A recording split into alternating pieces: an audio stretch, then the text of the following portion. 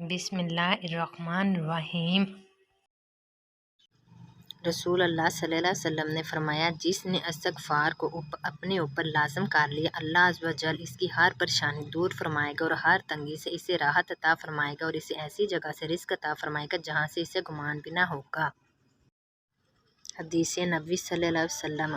حضرت ابو ہریرہ رضی اللہ تعالیٰ عنہ سے روایت ہے کہ نبی کریم صلی اللہ علیہ وسلم نے فرمایا، 7 باکن گناہوں سے بچو۔ لوگوں نے پوچھا، وہ کون سے گناہ ہیں؟ آپ صلی اللہ علیہ وسلم نے فرمایا، اللہ کے ساتھ کسی کو شریک کرنا، جادو کرنا، کسی کو ناحق مار ڈالنا، سود کھانا، یتیم کا مال ہڑپ کر جانا، میدان جہاد سے بھاگ جانا، نیک عورت پر تہمت لگانا۔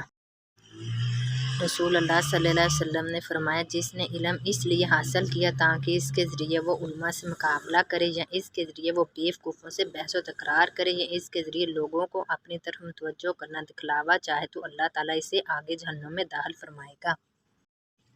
رسول اللہ صلی اللہ علیہ وسلم نے فرمایا، تم میں سے کوئی شخص بھی تھوڑی سی نیکی کو معمولی نہ سمجھے۔ اگر نیکی کا موقع نہ ملے تو اپنے بھائی کے ساتھ اندھا پیشانی سے مل لیا کرو، یہ بھی نیکی ہے۔ اور جب تم سالن پکانے کی گھر سے گوشت خریدو یا سالن کی ہانڈی پکاؤ تو شوربہ بڑھا دیا کرو اور اس میں سے کچھ نکال کر اپنے پڑوسی کو دے دیا کرو۔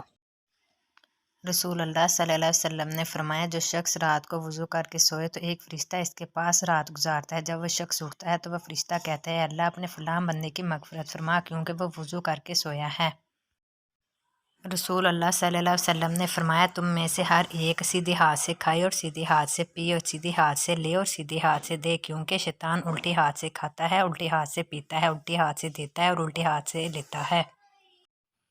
رسول اللہ صلی اللہ علیہ وسلم نے فرمایا، معراج کی شب میرا گزر چند ایسے لوگوں پر ہوا جن کے پیٹ گڑھوں کی مانند بڑے بڑے تھے، جن میں سانپ تھے جو پیٹ کے باہر سے نظر آتے تھے۔ میں نے جبرائیل علیہ السلام سے پوچھا، یہ کون لوگ ہیں؟ تو فرمایا، سود کھانے والے ہیں۔